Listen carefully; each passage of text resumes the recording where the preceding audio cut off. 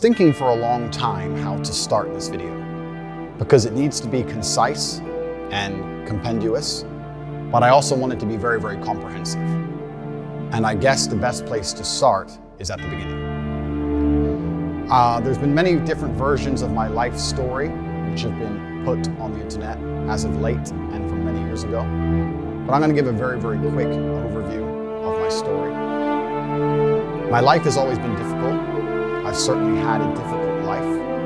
I preach to the people who follow me that as a man, trauma and difficulty is extremely important because it's the building blocks for mental fortitude and physical fortitude. So I'm very, very happy that my life has been difficult because it's impossible to become a capable man or a man of my capability without struggling with facing serious adversities, without trying to overcome often insurmountable odds. I grew up in south side of Chicago. I'm obviously a person of color. I was bullied in school to a degree, and my father always taught me to stick up for myself. I was never allowed to run and cry to authority. I was told that if someone wants to mess with you or come at you can't always go tell the teacher. Sometimes you have to deal with it. I was actually picked on by these two kids when I was riding the school bus home. I think I was around 5 and they were around 7. They were a bit older than me, and they used to pick on me in the school bus. They'd sit behind me, throw things at me, hit me, etc. And I came home and I told my dad about it. I said, "Dad, these 2 kids are picking on me every single time I get in the school bus. I don't know what to do." And my dad said, "I'm not going to call the teacher because the teacher ain't on the bus. I'm not going to call the school bus driver because they're busy driving. Son, if you want to deal with this, you're going to have to deal with it yourself." And I said, "But Dad, they're bigger than me. What do you want me to do? There's 2 of them and they're bigger than me." And at the time, I'd just come home from school and I was holding a lunchbox. My dad pointed and said, "You have a lunchbox, son? Teach them."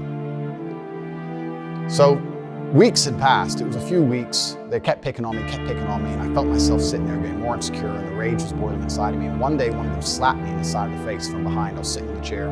He slapped me in the face from behind. And instantly, I don't know what it was, but this was the day I had enough, and I turned with my lunchbox and swung it over the back of the school bus chair and caught him and busted his eye.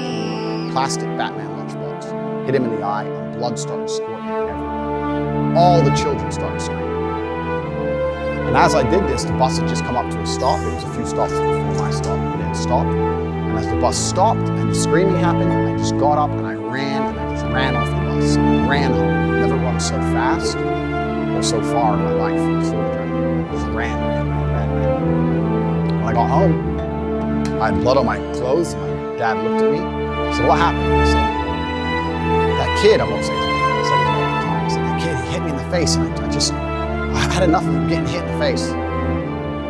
And I was still holding the lunchbox, but it was all smashed up where I'd hit him with it. And my dad kind of smiled a little bit and said, "Don't worry, son. Get in the car." We got in the car, we went to Walmart, we walked up and down the aisle, and he looked and picked up another lunchbox, an exact replica of the same blue Batman lunchbox, gave it to me and said, "I'll buy you as many of these as you need."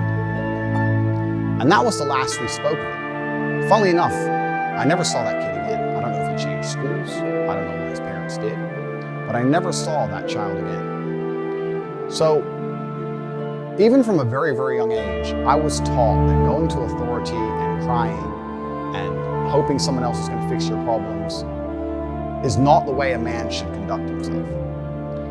When I left Chicago, I moved to Luton, England, which was multiple times voted the worst town in England. It's a high crime rate, it's a very bad area. My mother and father broke up, so I was in a single mother household. And now I'm a person of color in a single mother household. I'm also the only American at the time in Luton. And I had, again, repeat problems in school. I was picked on for being the only American. I was picked on for not knowing things I should have known because I hadn't been through the English educational system. I'd been through the American educational system. And I had trouble in school again, but I stuck up for myself. And fortunately, nothing got violent at any point. When people made fun of me, I stood up and said, "Listen, don't make fun of me. I'm from a different place, and I talk differently. And And I always understood that standing up for yourself, I never went to a teacher, I never tried to do anything else. I just stood up for myself. And over time, people learned respect for me and my boundaries. They were very respectful of me. And I had a very positive experience from then on out in school by simply standing up for myself. This is how I was taught to act. In high school, I ended up having a reputation of a guy that nobody really messed with. I certainly wasn't a bully. Absolutely the opposite. No one really picked on me. I actually had a friend in school who was gay. I had 5 main friends in school, and I was also friends with a gay guy. And he would make fun of me for being American, and I would make fun of him for being gay back then. The world was a very, very different place. This is many, many years ago. And we had friendly banter back and forth, but we were very good friends, and I stuck up for him and prevented anyone else picking on him all of the time. And the banter between us, the locker room talk, which would be considered absolutely unacceptable today, at the time was very, very normal. And we had a great time, we were good friends. And I heard from him, actually, after this ban, and he said, you should mention the fact that the things I say about you completely aren't true. And this leads me on to the reason I believe these narratives have managed to gain such a foothold in popular consciousness. Due to the fact I've managed to develop an iron mind, because I'm probably the only individual on earth who can be vilified to this level without taking personal insult and without being emotionally affected, what I've done is I've allowed certain narratives to gain traction which I shouldn't have allowed to gain traction, because they didn't personally bother me, because I know they are false. I live with a very, very pure heart. I'm a religious man. I go to church, and anyone who follows me in detail knows I donate huge sums of money to the church. And as long as I knew the truth of my heart and God knew the truth of my heart, I wasn't interested in lies being purported. I now understand that's wrong, because even though I've done nothing, even though it doesn't emotionally affect me, even though God and myself know of my innocence, the public consciousness has been polluted to a point where narratives are being purported which are absolutely and utterly false. And it's having a genuine negative impact on the people who I care about and the people who care about me. And despite the fact it doesn't emotionally affect me, as a man I have a duty to protect all of the time. And for this reason, these narratives have started to become very, very harmful. I was under the understanding that on the internet, people don't like you. It doesn't matter who you are, it doesn't matter what you say. There's going to be some people who don't like you, and the people who don't like you are not interested in the truth.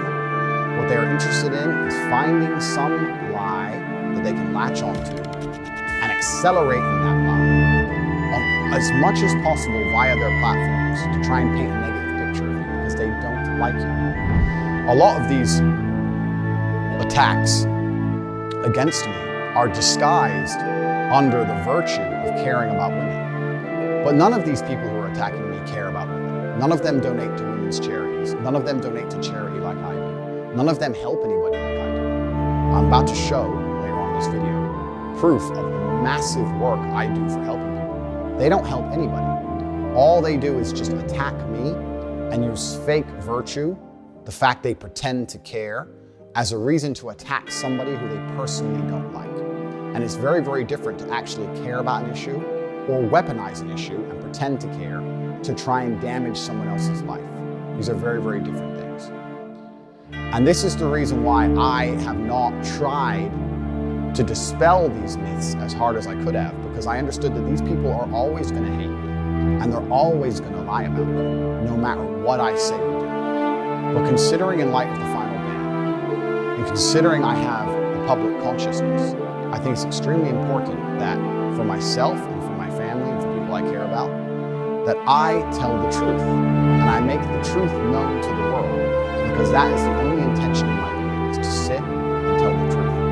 The fact that I'm a very, very iron-minded individual who is not negatively affected by these smear campaigns is not reason enough for me not to sit, take time, and dispel all the negative things which are said about me. I am fully aware that not everybody is going to agree with what I say. I don't think there's a person on the planet you can find who has 100% approval. There's always going to be somebody who disagrees with what you say.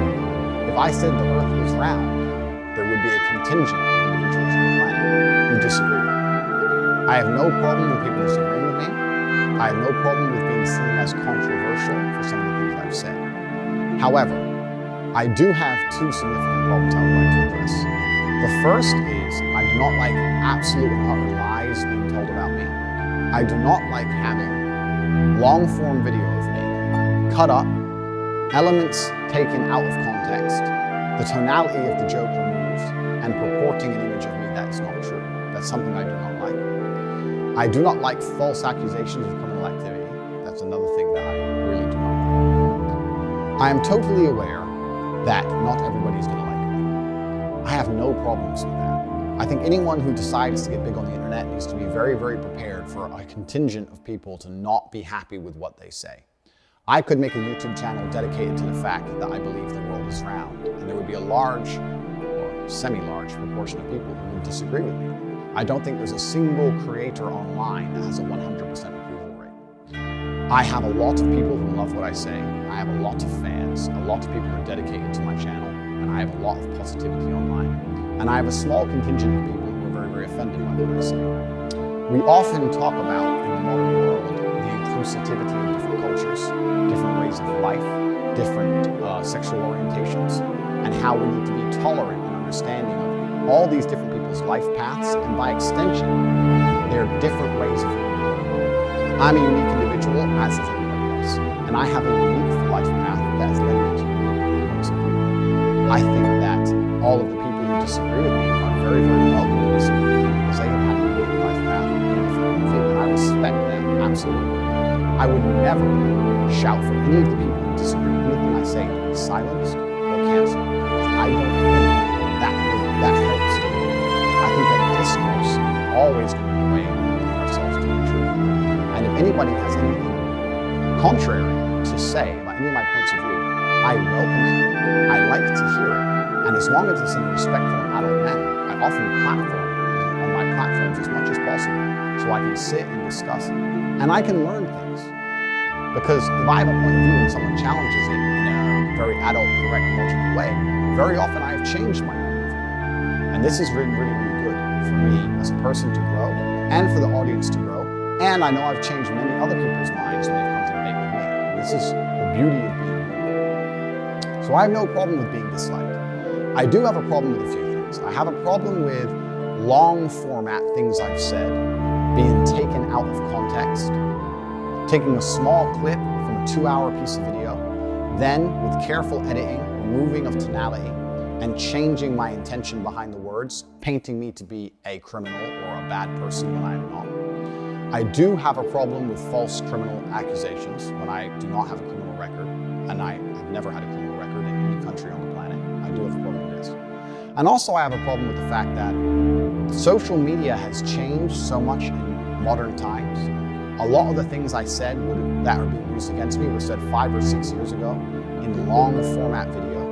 And as of late, with TikTok, with YouTube Shorts, with Instagram Reels, it's very, very easy to take 2 hours of video, snip out 10 seconds, edit it up quickly on a phone app, and then blow it up to millions and millions of views with all context removed, all tonality removed, and makes it look like I'm saying things I did not say or I mean things I did not mean. And this is something that I can't control. I became the most Googled man on the planet, and to a degree I'm a victim of my own success because now people are trying to find any little clip of anything I've ever said, remove all the tonality, and just blow it up to try and get views to as controversial as possible. I understand why they're doing that. They're doing that because they want the views for themselves, but they're not taking into consideration how that affects me and my personal image as a whole. And I think the things I've just highlighted has now culminated in the media believing something about me which is so pertinently false, based on videos that I have never even made, purported and accelerated and advertised by people who I don't even know, with such a small piece of video from me, with all context removed, that I've now become the #1 villain of Earth, and I truly believe that's unjust. And I want to discuss that here and prove to the world in my final message that I am not any of the things I've been accused of, regardless of whether I am banned, reinstated, remain on social media. It's completely beside the point. This is just a matter of clearing the air while I have the national consciousness. I was massively a victim of my own success. I decided to accelerate my public persona and presence about 6 months ago. And I was massively successful. I became the most Googled man on the planet. I am, by the metrics of the internet, the most famous individual who is currently alive in the world today. That comes with a bunch of advantages and disadvantages. We can go into those in depth. The disadvantages are safety aspects, safety concerns, which we're going to talk to you about a bit later. I've had serious threats in my life. I receive over 5,000 death threats per day. So do people who I love and people I care about. They also receive death threats. The social media companies have yet to take any action against this. People are interested in trying to fix this. The advantages, of course, is that I have a massive effect on people. And I have had thousands of emails from men saying, "You saved me from depression, you saved me from suicide, you helped me so much." The #1 video on my YouTube channel, my pinned video, has been for over a year. Mindfulness, how to beat depression, how to feel better as a man. Sitting there believing that depression is some monster from the sky that strikes your brain and now you have no control over it and you must take pills every day is the absolute enemy to a G mindset. I don't give a fuck how depressing my situation. The only person who can change it is me. The only person who can change how I feel about my situation or try and affect the situation directly is me. Even if you put me in a situation I can't change, if you put me in jail and I'm depressed because I'm in jail, I still refuse to succumb to depression. I refuse to collapse mentally and give up. I know the only person who can control my mind is me. Nobody's coming to save me. As a man who's been through such a difficult life, I think I have a very intimate understanding of difficulty and how to grow as a man and how to become the kind of man that can handle a difficult life. Because this has been my life path. This is what God chose for me. And this is why I've been teaching. And I have affected positively millions of people. And I'm immensely proud of that. I truly am. However, people couldn't stop talking about me. And when people were talking about me, they weren't doing it out of love for me. They weren't doing it because they cared about me. The main reason people were talking about me so extensively is because they cared about their own channels, their own views. They wanted their own clicks. And they understood that if they can make a YouTube video reporting a lie about me or saying bad things about me, it's more likely to get clicked. It's more likely to get watched. It's more likely to get shared. Expose, Andrew Tate is this. Expose, Andrew Tate is that.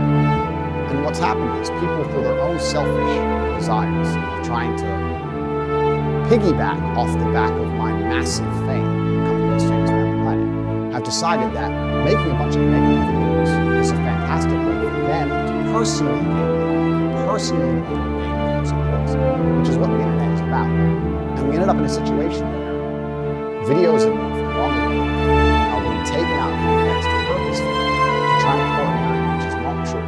Because people understand that's a very easy way for them to gain some clout and reach off of my success. That's all fine. Like I said, I have no problem with people disagreeing with me, being disliked, etc. However, when it has an effect to this magnitude, where I am genuinely seen as a negative, bad influence in the world, when all of the emails I receive from people who watch me are positive, saying I'm helping people, I've helped their mind, I've cured their depression, it's really strange to experience such a disconnect. To have 98% of the people who email you say how fantastic you are and how much you helped them, and then 2% of unknowns threatening your life. And then everyone I meet on the street saying such amazing things. Since I've become the most famous man on the planet, I have never once had a negative experience in real life. Everybody who meets me is very respectful. A fan, we take pictures, we shake hands. Nobody has screamed at me in public. Nobody's come up to me and called me names in public. Nobody said I'm wrong. I've been to over 20 countries. I've never had a single negative in-person experience ever. So the people love me. At the same time, the media is saying I'm hated. It's a very strange disconnect that I've been experiencing. And a lot of that has been purported and accelerated by the fact that people are trying to gain views on their own channels, separate to me, nothing to do with me, by accelerating lies. It's also an interesting case study into internet mass hysteria, right? if 50 videos come out saying Tate's a bad guy, it takes a lot of bravery for someone to come out and say Tate's not a bad guy. Despite the evidence, I can show evidence to the contrary of these negative narratives for the end of time. But if somebody can see, a YouTube creator or a content creator can see, if you make a negative video about Tate, you get a bunch of clicks, and everyone else does, well, then I make it. They don't sit there and go, what about Andrew? What about the truthfulness? What about the effect on his life? What about the effect on his experience of life? That doesn't come into consideration. It comes into consideration. Everyone else did this and got a bunch of views. I want a bunch of views. And even though what they're saying is false, even though some of them know it's false, some of them may not, but the ones who are well researched know it's a lie. It's very, very tempting for them to sit there and do it anyway, because there's no repercussion. There's no downside to that. All that's going to happen is they're going to get a bunch of clicks, a bunch of views, a bunch of comments, a lot of people defending me because they know it's not true, a lot of people agreeing with them who are less researched. They're going to completely benefit. And the only person who's going to suffer is me. And because I have an iron mind and I wasn't emotionally affected by this, and I understood the nature of the internet, I didn't try to combat it too hard. I didn't know exactly what I should do, because I had already told the truth on repeat many, many, many times, but nobody would acknowledge it. They would just ignore it because it got more clicks to purport the lies. So I thought, that's the nature of the internet. I've never been this famous before. I guess that's just how it goes. Unfortunately, now public consciousness via the media has genuinely bought into a construct where people believe I'm somehow dangerous, when all I have done is save people from depression. We talk about men's mental health. Tate just fought and talk about if you have trouble with men's mental health, come forward. As I said, women talk to each other. There's no stigma on women. They sit around and have a cup of tea and have a jangle. Men don't mad. Men feel like, oh, I can't go and say that to him because he'll think I'm a little Russian. That's what men think. But as I said in the cage, I'd much rather my friend come to me and speak to me and cry on my shoulder than we have to cry and carry on his coffin a week later. I just wanted to show the world that if mental health can bring somebody as big as me and as strong as me, and we know the stereotype heavyweight champion of the world, to my knees, then it can bring anybody to the knees. Tyson Fury talked about it. I talk about it. Everyone tries to talk about it. And everyone says, men, you should talk to us. I try and encourage men to be strong and say, listen, if you're depressed, you can get in the gym. A strong body is a strong mind. I sit there, and by using my lifestyle, which is an aspirational lifestyle that most men would love to have, purely because of the finance, the cars, the freedom, etc., I encourage people to work hard and try their best to become the best version of themselves. And men are encouraged to talk and open up, but when I talk and open up and get massive influence and start helping people, they don't silence me. I have been nothing but a net positive for the world. That's truly how I view myself, and that's absolutely not the truth. However, I am very understanding of a changing social media landscape, and I'm also very, very understanding of my fame changing. And by extension, I have some responsibility. I am a man who believes that he is responsible for everything. I think as a man, you should take complete responsibility for your entire reality. It doesn't matter if I'm struck by lightning. That is my fault. That's who I am as an individual, and it's been one of my keys to success, to never blame luck, never blame anybody else, to only blame myself. So despite everything I've just said, I still blame myself. And because my rise has been so meteoric, because I've become so famous so quickly, and because I've been producing content for so long, even though I take absolute responsibility, I'm in a difficult scenario where videos that were made 5 or 6 years ago in long form are now being cut into 5 seconds, accelerated and purported now in line with my new line fame. I can't stop that happening. But I also understand I have a degree of responsibility, right? Because I'm the most influential person on the planet. So my responsibility is to make sure that any kind of negative connotations in my messaging are removed. I want to stick to my message. I don't want to backtrack. I still want to champion men's issues. I still want to champion physical and mental strength. I still want to champion the protection of women. I still want to do that. However, I must be ultra aware of how I do it, because it would be unprofessional as a man to sit and say that my messaging does not have to change in line with my fame. The way you can say things in a video that gets 500 views is very different than the way you can say things in a video that gets 500 million views or 50 million views. You have to change your messaging. The more people you reach, the more important it is that people do not take the things out of context, right? If 0.1% of people misunderstand you on a 500-person video, that will not have a large effect. But if 0.1% of people misunderstand you on a video that has 50 million views, now you start to affect the world in a negative way. So I have to be very, very, very careful in line with my new self-final fame. And it's difficult because in the world I'm in, if I sit down and do a 3-hour podcast, it's my job to be entertaining. And I want to give exciting answers and interesting insights.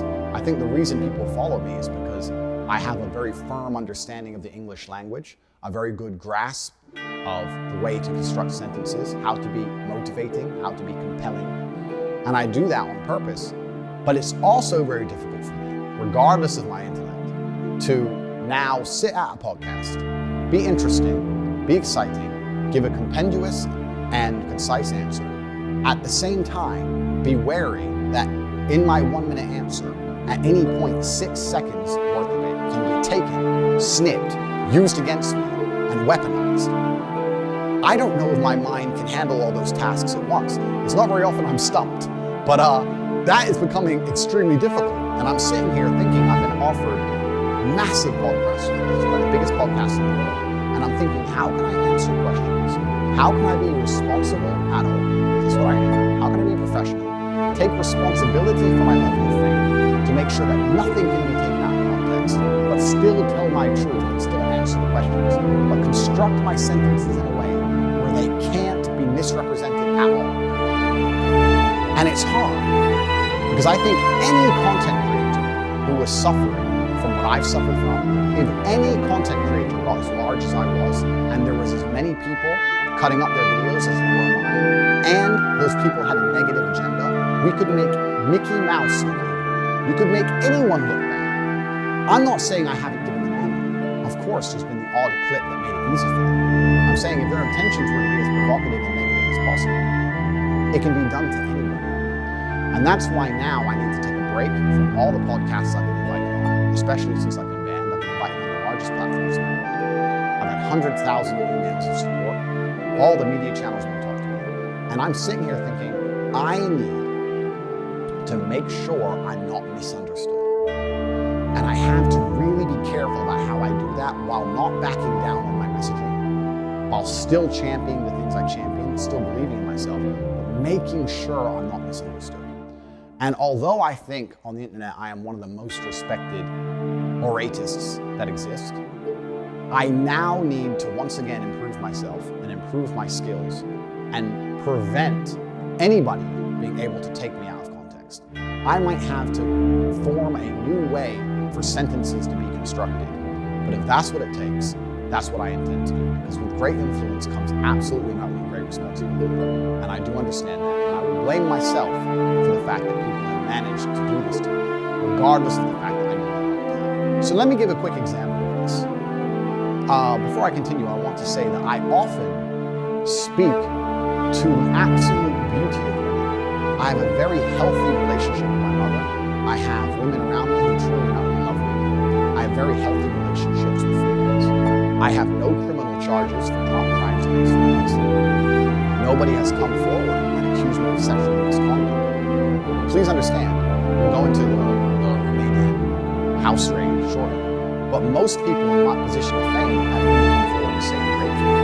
I'm the most famous man in the world. There's not a single female whose face you can name, whose face you can picture that's come forward and said I raped her. Not a single female has come forward saying I hurt her. Not one. There's a video from 10 years ago that showed me in a sexual act with one of my ex-girlfriends. I didn't say the word. Did I say this?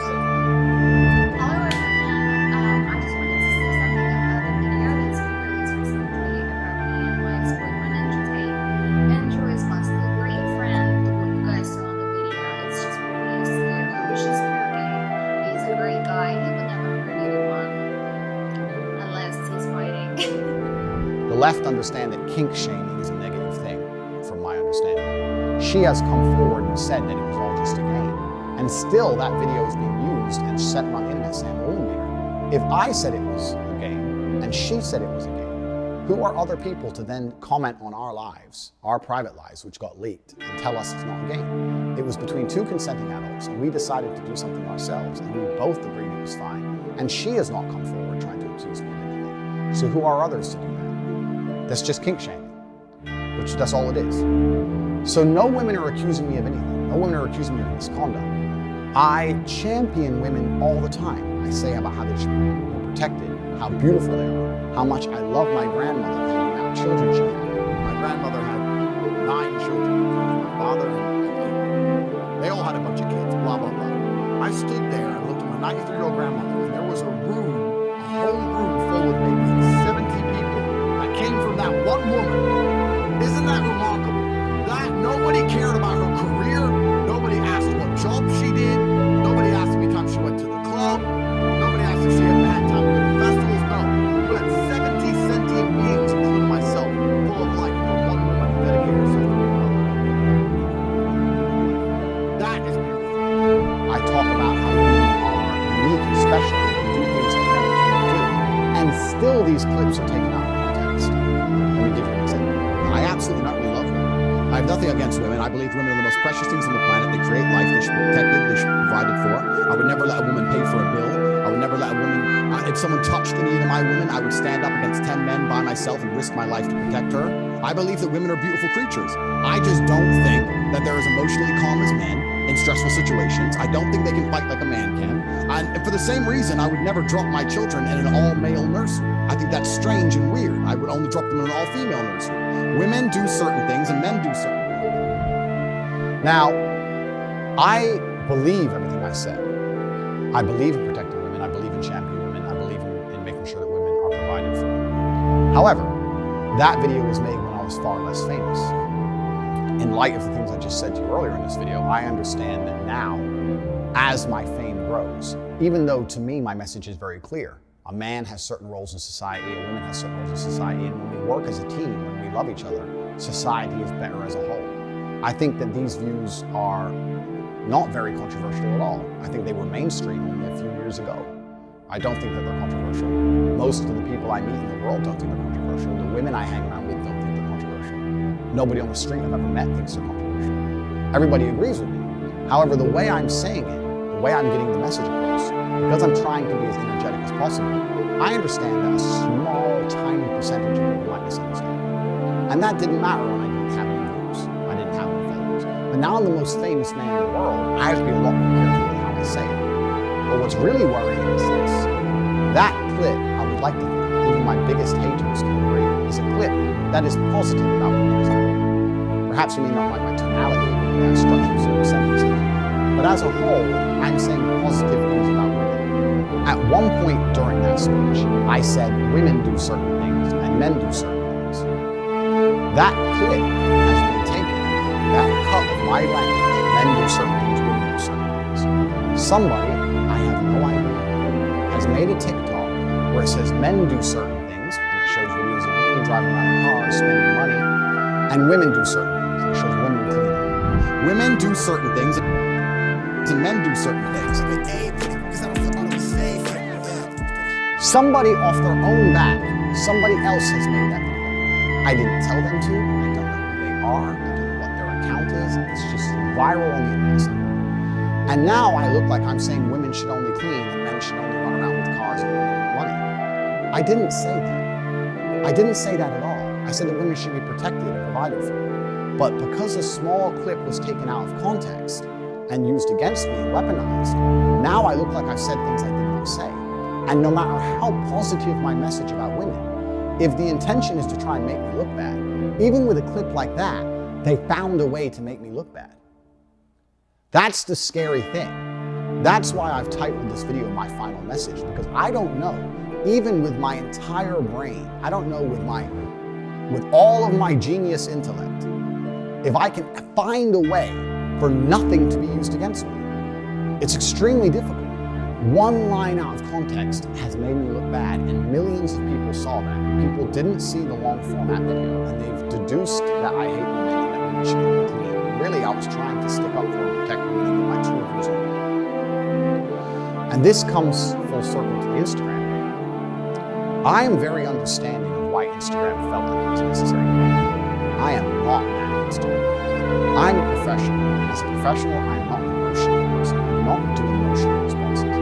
Although I believe it's unfair, although I believe I've been unfairly vilified, although I believe it's not the right thing to do because it doesn't allow me to shift public consciousness in a constructive manner. Although I think it would be better for them to say, Andrew, certain things we take out of context, you need to be careful that doesn't happen. I'm not going to listen to it.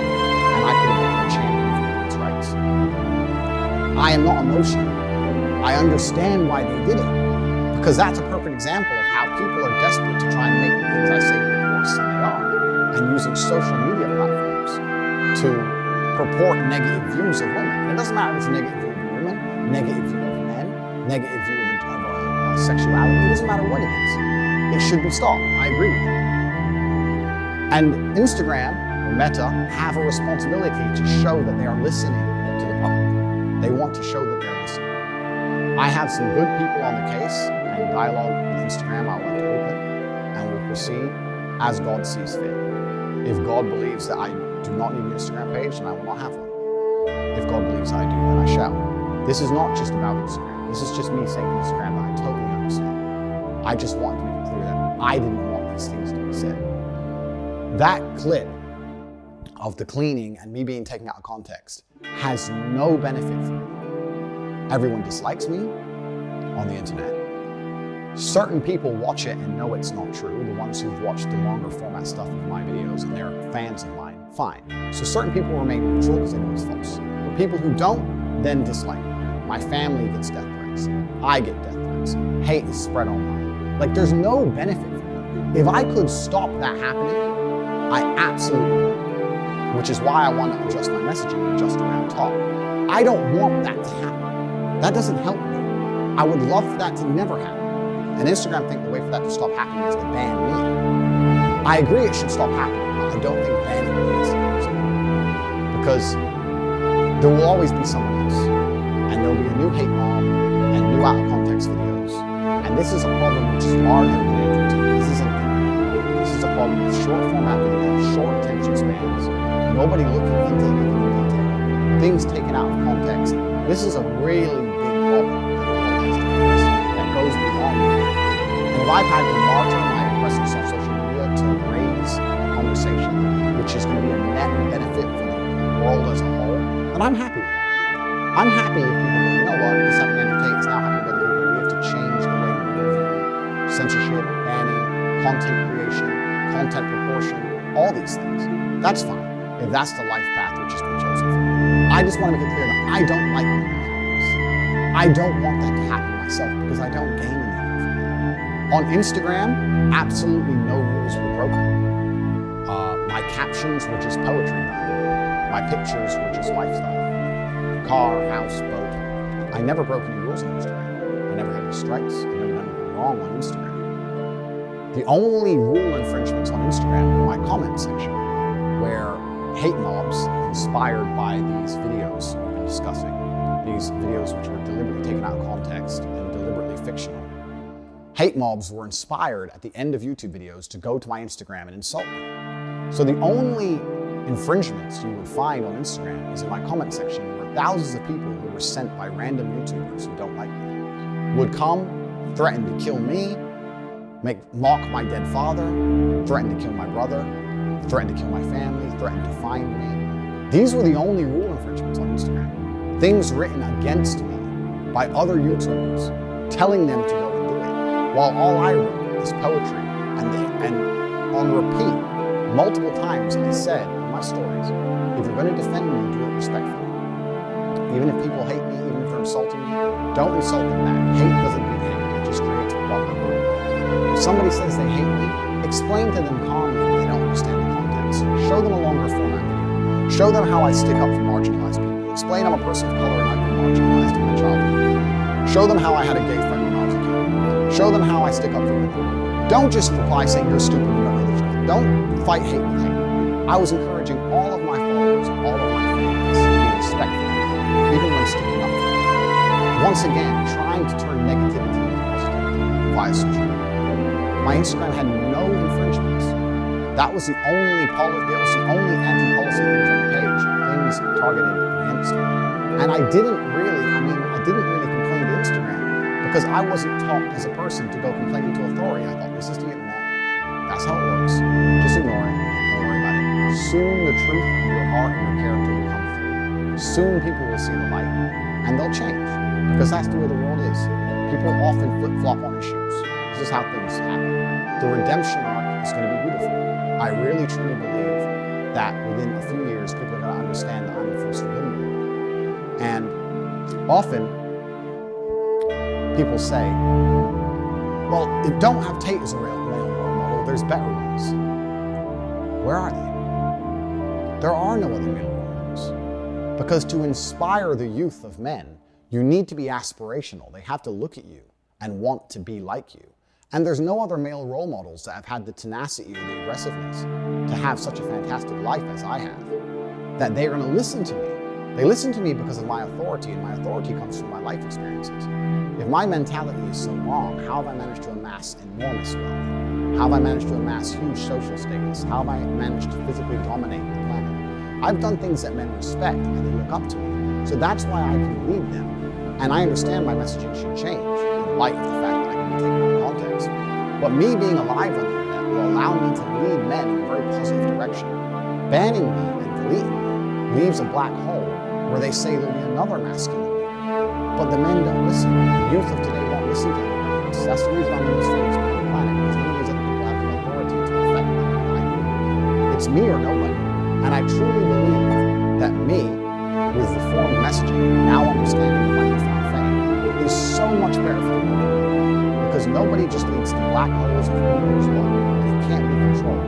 And that's where the internet is truly dangerous. Speaking of Instagram, I was understanding in recent weeks of how these negative fictional stories of me gain traction, and I wanted to try very, very hard to counter them. I put a post on Instagram, which you can see here, where I explained that the things I've said have been taken out of context. And just because I champion men's rights does not mean I dislike women. I think that men are underrepresented in the world today. And as people often say, men need to speak up. I'm here speaking for men. I'm here trying to speak up. People are speaking up because of me. We're raising important issues in the world today because of me.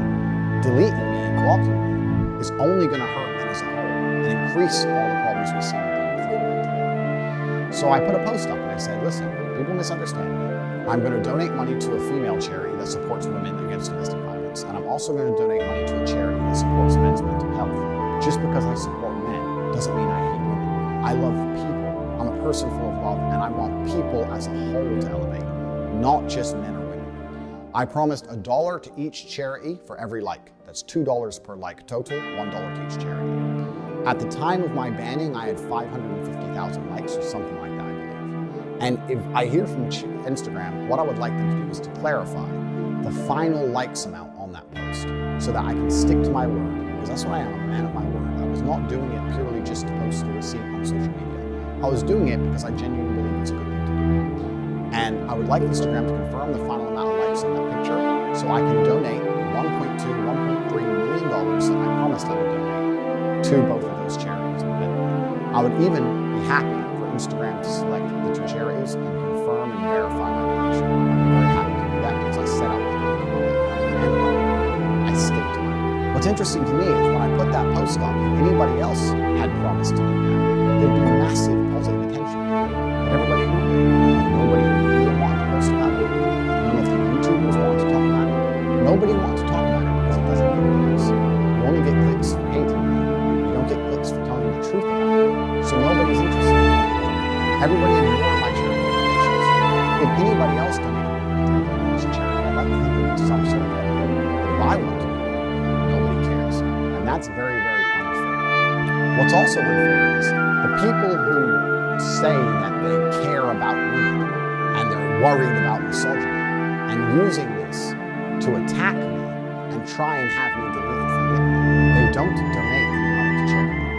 They don't help women. They don't want to do anything but spread hate. Right now they hate Andrew Tate. When I'm gone, they'll hate someone else. They'll find someone else's comment bad section to go into, insult, threaten their lives, insult their dead parents, hate.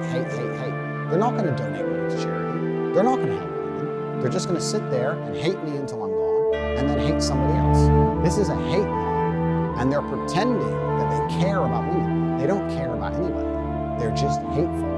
And by Instagram allowing the hate mob to be successful, it inspires further hate mobs. It inspires further hate, further division. I understand that Instagram and Meta and Facebook need to, as a whole, keep their fingers on the pulse of the national opinions. I understand that. But once we have confirmed that the national opinion is misunderstood, then we have to sit there and go, do we want to bow to hate mobs, which are accelerating and encouraging people to become more hateful for views and to get people banned via hate? When these people may be actually doing good things to the real issue as a whole, is this a good idea for us to now bow and bend to these people? And this is a really interesting conversation which can be had for many, many hours about the internet, about society, about sociology, about psychology, about so many things. It spans in so many different directions. It's actually very, very interesting. It's an interesting conversation to have because we're living in an unprecedented time for many where the world is so connected and we're all kind of unprepared for it, right? It's very, very interesting. I find it super interesting. Something I've been talking about internally and I would love to talk about in person. And when I decide to find out back to what just listen to podcasts and that kind of thing, something we really talk about. This is very, very interesting stuff. I'm teaching that it takes tenacity and toughness to become a credible man of merit and value. I think even my hardcore detractors would agree with me. If you're in trouble and you call the police, you want a tenacious, tough man to appear, to help you, to protect you. There's nothing wrong with being a tenacious, ambitious, tough man. There's nothing wrong with that. There's nothing wrong with strength, mental and physical. These things are used to protect people, protect men and women. This is a protective state. You can't protect anything if you're not strong. Strength is a beautiful thing.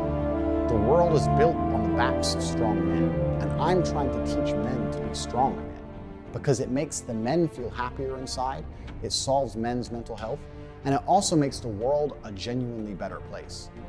People are taking my lessons and me trying to teach strength and misconstruing them, saying that I'm trying to teach men to be oppressive or aggressive. That's absolutely not the case. And at the same time, they're ignoring my charitable donations to the world. And at the same time, other media creators are rewarded for purporting lies and spinning lies about me.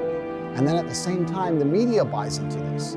And at the same time, we're in the current situation where this entire storm has appeared, where I've genuinely only been a net positive on the world for anyone who's watched my content in all of this long form. When Instagram tells me and confirms to me the number of likes on that post, I'm going to make the donation. As well as that, the future for me, now that I will be a lot more careful and a lot more selective with the social media I'll be producing, if any at all, is I'm going to be starting a foundation, the Tate Foundation, which is going to be dedicated towards charitable acts of both genders. I have been very, very private about certain elements of my personal life, as has my brother. However, my brother has a daughter. She's beautiful. She's my niece. I don't want her to be I don't want her to be oppressive and hurting. Why would I possibly want that? I want her to find a strong man who can protect her, who can provide for her, who can make sure she's safe. But I don't want her to imagine what happened to her. My own personal circumstances regarding family or something are once again confidential, but I confirm to you that the last thing I would ever want is for women to be marginalized in the future, for genuine misogyny or sexism to take hold on the planet. I would completely and utterly be very unhappy with that for my own personal reasons. The Tate Foundation is going to be dedicated towards helping women's mental health and also protecting women from violence against men. You're going to see in the upcoming months and years that I'm not somebody who's doing this just for likes or doing this just for views, but I'm somebody who's doing this because he genuinely has the capability to help people. And I believed I was helping people via social media, and if that's going to be taken away from me, then I will continue my philanthropy in other realms. Please, if you want to have more information, you can go to cobratate.com. sign up to the emailing list. And my emailing list is going to start detailing all of my charitable acts from here on out. I'll be spending millions and millions of dollars on charitable acts for the rest of my human life. God has blessed me with fantastic wealth. It's more money than I will ever personally need. I already was doing my philanthropy through encouraging men. And if that's going to be destroyed, then I've decided to start the Tate Foundation and specifically help with financial aid, women, protection from violence primarily. I'm in Romania, which is very close to Ukraine, and there's a lot of problems there with violence against women and violence trying to escape the country, and men's mental health issues. And this will all be detailed in my newsletter at Tate.com, and I encourage people to follow. My other charitable acts are things that I haven't really advertised or talked about. I always felt a bit embarrassed to tell people about the charity I'm doing, because when I do charity, I think it should be for my heart, not for likes. But I understand now that all of the media is saying I'm a bad guy, and I'm not even telling the world all the good I do, because I don't think that's the right thing to do. I think you should just give the use of your heart, not for attention. But that's unfair for people to be saying I'm a bad person when I run a shelter for dogs in Romania because of the stray dog problem, because of the fact that I just recently relocated to another orphanage, which is orphanage Romania. There'll be a plaque called the Tate Orphanage on this orphanage, and you can see here messages of thank yous from the children and the women running it. I did this months before anybody disliked me. I didn't even tell anyone. I just rebuilt an orphanage and didn't use it for positive PR, didn't try and put it on the internet and get a good spin from it, didn't try to get likes. I was just trying to help people. The fact that the only charitable act I've ever advertised was their Instagram post. So I find it very hypocritical when these hate mobs come and say I'm a bad person. I'm the one who's out here spending his money and time trying to help the world, and all they're doing is telling their followers to insult me on my Instagram page. Which one of those two things has a genuinely positive effect on humanity? I'm genuinely not the bad person. However, I will state again, I do take absolute responsibility because that's who I am as a man. I'm a personal responsibility type of person. And I understand that regardless of the fact I believe it's unfair, I do have a cross to bear because of my monumental success. I've lived an extreme life, more extreme than most. I've been a multimillionaire. I've been a nobody. I've been famous. I've been a world level athlete. I've started from nothing to the point where I had to run to the gym because I didn't even have a car to get there. I've done it all. So I've lived a very extreme life, and this is where these lessons come from. To quickly address the rumors that I'm a sex trafficker, that's why I live in Romania. Firstly, that's a very, very racist attitude to have. I find it strange that the left and people who speak and talk about tolerance and inclusivity will assume that Romania as a country will allow me to be a rapist, or that Romania is the kind of place where rape is okay. That's an extremely racist mentality. Imagine someone saying that in this country, because it's run by these people, they're inherently bad. That's very unfair. Romania has been very good to me. It's a great country full of fantastic people, amazing people, great food. It's a great place. There's no other reason why I live here. They're a European Union nation. They have a strong legal system, just like every other country. And to sit here and say that, oh, Romania is where you can rape people, that's very racist. And I don't understand why nobody is pointing out the fact that anyone who's saying that and believes that is purporting racial stereotypes. That's the first thing. The second thing is my house was raided by police under accusations that a woman was being held kidnapped. I have spoke about this at length many times. I was effectively swatted. I think this happens to all famous people, where the police is called, it happens especially in America, they call the police and say somebody has got a gun at this address and he's threatening to kill somebody, and the SWAT turn up and it turns out it's fake. It happened to Tim Pool repeatedly, it happened to Aiden Ross just the other day. Being swatted is unfortunately one of the things that happens when you're famous. Whatever troll did it. You officially did it. Well, we got swatted yesterday. It's so upsetting. Just right after my mom arrived. I was swatted. Someone made a call about me, which was fake. The police responded, as they should. I would hate to live in a country where the police get a call that a woman's being held kidnapped and they don't bother going to look. That's not what a country should do. Absolutely, the Romanian authorities were exceptionally professional. I have nothing but positive things to say about them. They turned up professionally, turned up and investigated as they should, and they found out that it was completely false. That nobody was kidnapped, nobody was held against their will. I was not charged, I was not released on bail. I have no criminal charges in Romania, England, America, any country. I have no accusations against me. And people are still getting that saying, he's a human trafficker, the Romanian police are trying to get in trouble for human trafficking. That's not true. That's not what happened.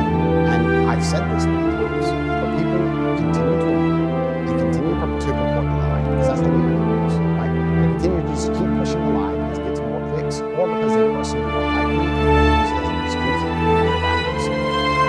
I can see vain and arrogant and say they're jealous of me and my success and they want to find a way to hurt me. But that's beside the point. The actual point is, it's not true. And I was swatted just like anyone else was. And if I had actually hurt them, the Romanian police would have me in jail because they are a nation, a European Union nation, with a strong legal system. And they would lock me up. They have not done that because I'm innocent. They investigated as they should and came to the correct conclusion that there's nobody here. This was a false call, a false alarm. It happens to lots of famous people. It happens all the time. The person who made the call about me threw in, instead of saying, I kind of think, if I analyze it, the people who make these police calls, right, the people who do the swatting, it's kind of country specific. In America, they make a call to the police and they say, he has a gun, he has hostages. They can't really say that in Romania because it's very, very unlikely. It's not likely to be taken seriously. So instead, they try and find something the police might believe. Oh, he's an American guy and he has this big house and he has a bunch of women trapped. It's a different story, but it's the same intention for the police to turn up with guns. And thankfully, thank God, nobody was shot, nobody was hurt. They were very professional, very calm, as was I. Very calm conversations, very kind. Everything was sorted out very quickly. I was taken from my house. They came into my house at 5 p.m. They did a forensic search, as they should. At 8 p.m., the search concluded. They took me from my house at 8 p.m. for paperwork at the police station, and by 9:21, I was back home. And that was the end of it. Nothing's happened since. No woman's come forward, nobody's hurt, nothing. So that's completely false. But again, this is taken, it's put on the news, it's put on the media. Imagine I was a normal person with a normal job. This should be scary to anybody watching this, that this could happen to me. I'm lucky. I have hundreds of millions of dollars. I don't need a job. I don't need people to like me. I don't need social media. I don't need meetings. I can have my beautiful family. I can have my children. But if you're a normal person, you lose your job, you lose your income, you can't walk the street, you can't afford security, you can't afford to move. If this happened to a normal person, their life would be over. It's scary. Okay, it's happened to me and I can deal with it, but it could happen to somebody else. And it's genuinely a scary thought. It's absolutely not true. I have no criminal charges. There's no charges at all against me. I have not hurt anyone. No women are coming forward saying injuries. Zero.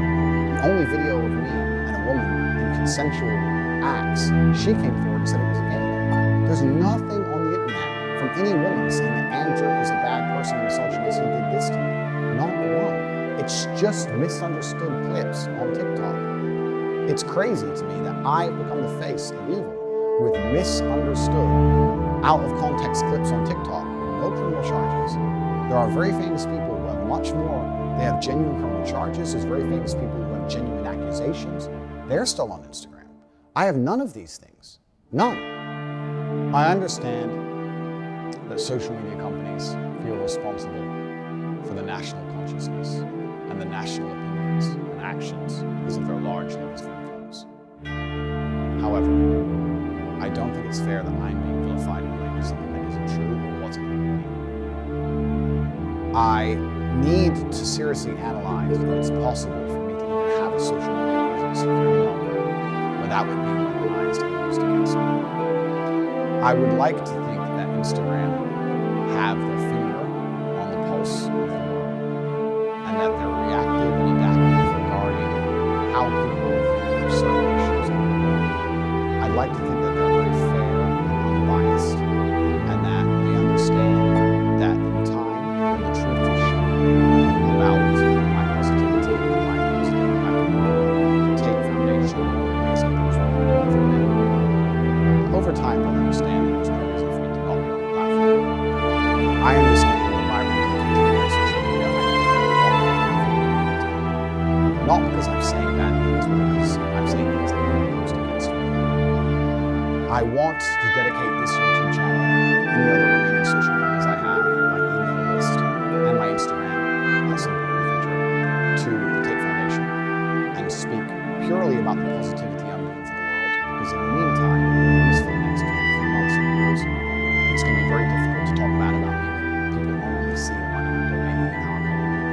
And I don't just give money in a very lazy, charitable way.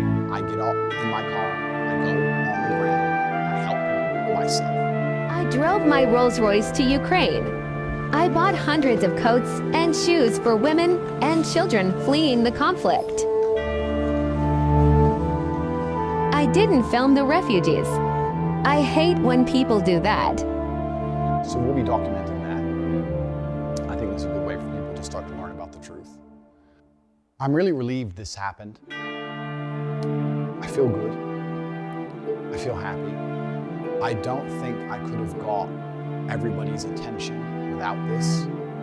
I don't think I would have had a chance to make a clean break and a clean start and explain the truth of my character and my heart without this. I think that if I was never banned, I would have keep trying to tell the truth, and my haters would have kept ignoring it and kept making negative videos about it, and it would spiral out of control until someone in my family was hurt or an attempt was made on my life. Any of my serious fans who have watched all my content know that I've had attempts on my life before, way before YouTube, 10 or 15 years ago. It's something I need to know and understand. And it's not something I wish to revisit. I feel the hate around me is being accelerated to a point of danger for myself after this. So I'm very glad this happened. But I feel like I now have a chance to tell the truth. And I also feel like the social media companies are very understanding of their responsibilities and want to reflect national consciousness and to be honest and true about their opinions about how to change also. You know, the Bible is full of redemption stories.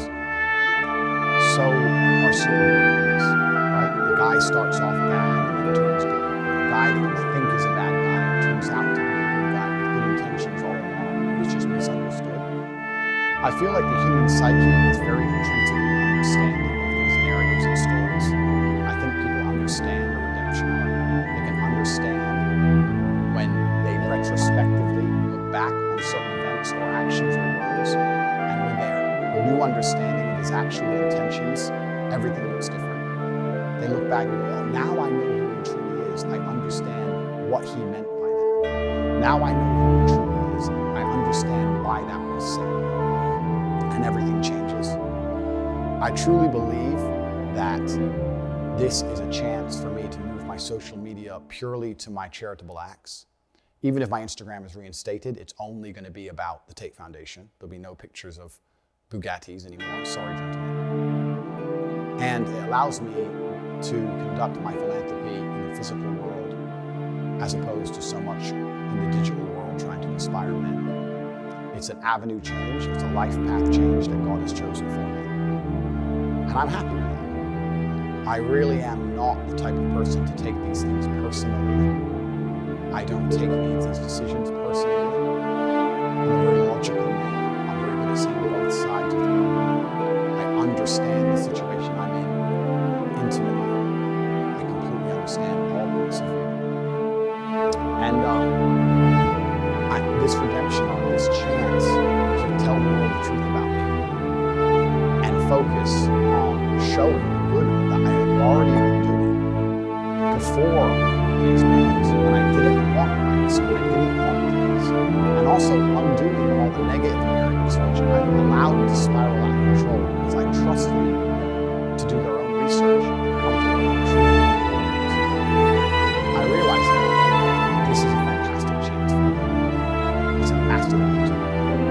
I'm still going to tell the truth about who I am, about what I believe, about how I believe a man should act. I'm still going to tell people and inspire people to stay away from low quality people. If you're struggling to find quality men to be friends with, maybe you're not a quality man. Every relationship in the world, including friendships, are mutual. Because if you're a quality person, you meet quality people. Male envy, that's how it goes. I never would only talk negatively about women. I talk negatively about men all the time. I told people, don't have friends who just smoke drugs and play video games. You need friends who are going to inspire you to push yourself to be the best man you can. I'm a massive anti-drug advocate. The worst experiences in my life revolved around other people either taking or selling drugs and trying to hurt me because of it. I've never taken drugs in my life. I've never even tried cocaine, never tried a single smoke of weed in my life ever. I'm massively anti-drugs. But when I do videos saying to men, avoid men who take drugs, avoid men who are disloyal, nobody comments on it. But if I say avoid having a girlfriend who takes drugs, avoid having a girlfriend who's disloyal, people call me a misogynist. It's not about gender. I'm just trying to teach people to stay away from low-quality, toxic people and just try and elevate themselves and create the reality to be around high quality and positive, male or female. There's no gender associated. It's only the fact that the media, these people chopping my videos up where they are, taking it out of context and only focusing on the times women were mentioned, which is a very small percentage, 2 or 3% of my overall content, and ignoring all the time I said the exact same thing about men the times I love them, and purporting this view. And I feel like this ban is the hard reset I needed to tell the truth. So for that, I'm thankful. I'm very, very thankful for it. What's next for Top G?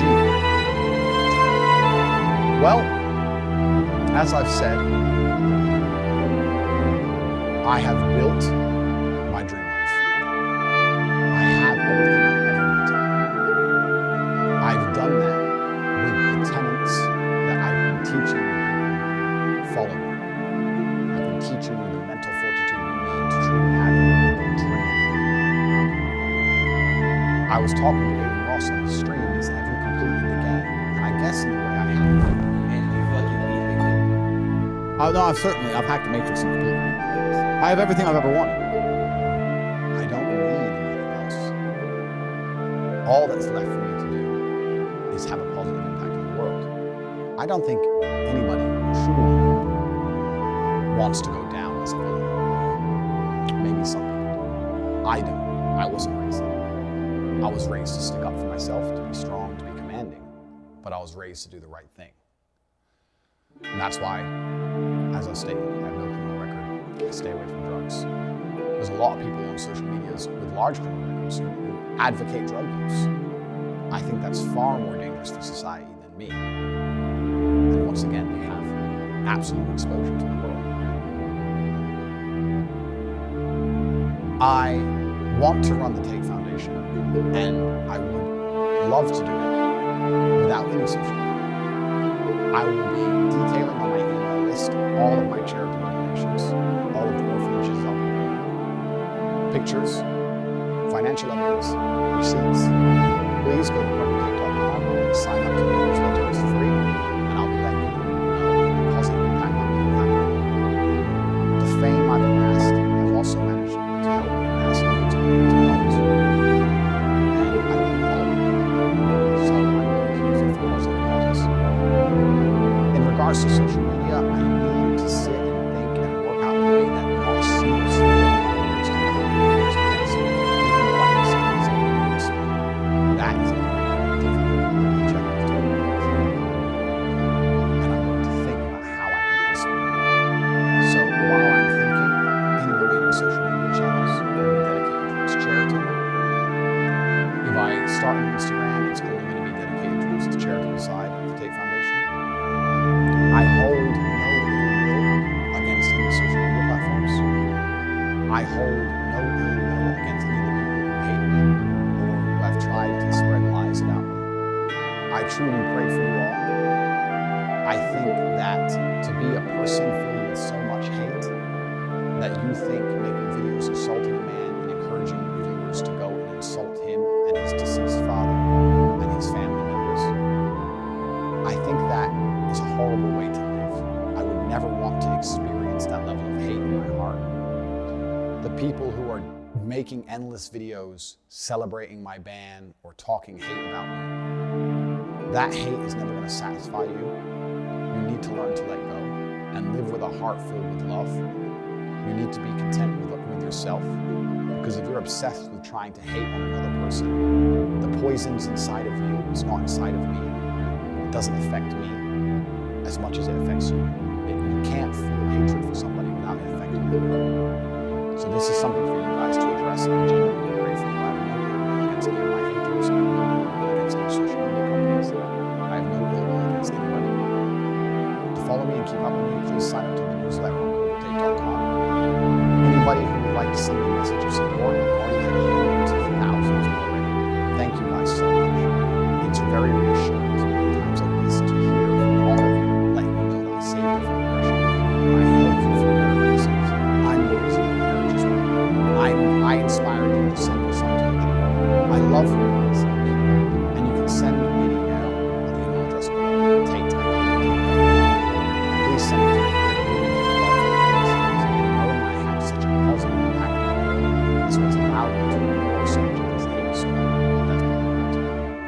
social media presence is something that, if it remains, will be created in a way that it's nearly impossible to be seen as a negative for the world. I'm a force for positivity and I'm a force for truth.